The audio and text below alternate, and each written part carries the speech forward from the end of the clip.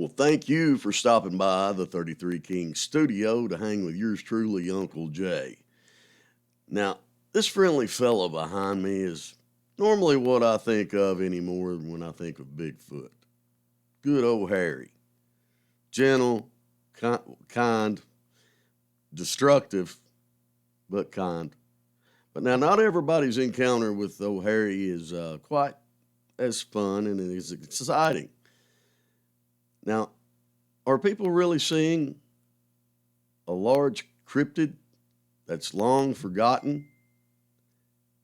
I don't know. Let's take a look at what a family in Hendersonville, Kentucky back in 2014 saw, and then we'll see what you think. Fields, creeks, wooded areas, they cover a large part of the bluegrass, and in Henderson County's Geneva community, it seems something mysterious could be living among them. I leaned my head out and you could hear that. They're the sounds Amy Long claims she heard one night in the late 80s. At the time, Long and her fiance were in their car along Kentucky 2260. We started smelling this really foul odor. It was like a musty, moldy rug. You could see something standing there, and it had these big, huge, orangish, yellowy eyes.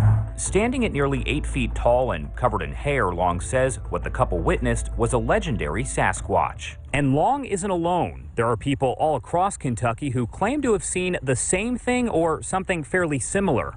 KentuckyBigfoot.com features dozens of reported sightings dating back decades. Those include about a dozen in Henderson County alone, referred to as the Hillbilly Beast or Geneva Giant. These drawings from Bart Nunley's website depict exactly what Long says she's seen countless other times since, usually in the spring and fall. We call it a Sasquatch. Okay. We call it squatch, squatchy. It's no surprise officials with Kentucky Fish and Wildlife are skeptical. In 2010, Tim Farmer told the History Channel it's probably a black bear. Now, some of these bears get pretty big. They can stand up. You know, when they stand up, they look huge. And there are variations of color. You are 100% sure that it is not a black bear? I am 150% sure that it is not a black bear. While there's no evidence to back up Long's claim, she says she's certain of what she saw and hopes to see again. Just because they haven't seen it doesn't mean that it doesn't exist. So what is it people were seeing? Now, everybody can't be wrong. And these people were actually seeing something.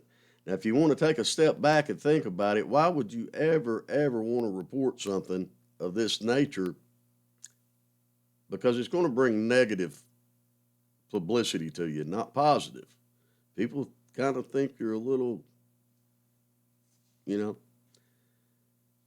But everybody's having encounters and had encounters for at least hundreds of years. Daniel Boone, for instance, had his own encounter with a hairy wild man. Or is it just bears walking on 2 feet?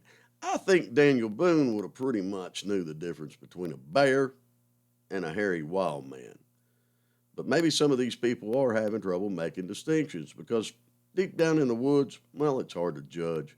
And especially if they're making noises like some of these things do, well, I don't know about you, but I'm not sticking around to hang around to find out. But anyway, let's take a look at some bears that actually do some really big walking. And you can see, these guys are standing 10, 11, 9 feet tall. It'd be pretty easy to misidentify and think you're seeing a big upright walking man or a man-like creature. So let's take a look at some of those. When Brutus stands up, he's almost 8 feet tall. Now, you know why grizzly bears stand up like that in the wild? People always think that they stand up like that because they're being mean. But the truth is they don't see well. In fact, they see really similar to someone who's nearsighted. But the one thing that they do have, they have a sense of smell that's 7 times stronger than a bloodhound. He can even smell you.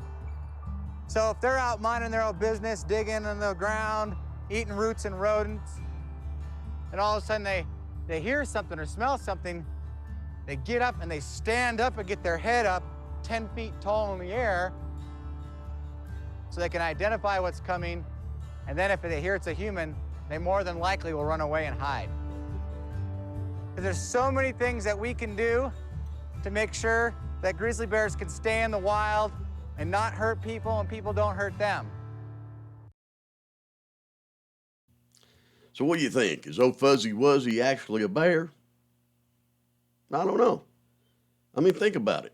And I know we're talking about the hills of Appalachia right now, and there's a lot of other cryptid creatures and tales we can tell about what goes on in the hills. But think about it now. More than likely, we're talking about a black bear in this area, but still yet, if you can look in the dense woods behind me, if a black bear stood up and was making all kinds of vocalizations, you know, these guys are standing 9 feet tall. Now, there's some other unexplained things. There's accounts of them throwing rocks, especially at fires. And then you've got the wood knocks that happens. Who knows? But there's a lot of credible people that come forth and say that they've seen these things. Well, I'll tell you what's going to happen. If I ever see one, I'm going to have this big adrenaline rush. And then Uncle Jay's headed just as far as he can out the woods as fast as he can. Now, I've got some leg problems, hip problems, back problems, all that good stuff. But I think that shot of adrenaline after seeing a big boogie man like that, yeah, that would sure take control of me. And if you ever see me running in the woods, don't you look to see what's chasing me. Do not look. Don't look. Don't take a chance because I may accidentally outrun you.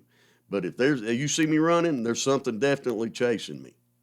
So if you like what old Uncle Jay's doing, man, hit that like button, that subscribe button, and go to war on that little notification bell. That way you don't miss anything. And thanks for hanging out at 33 Kings Studio, and let that American flag wave at the end. We'll see you tomorrow.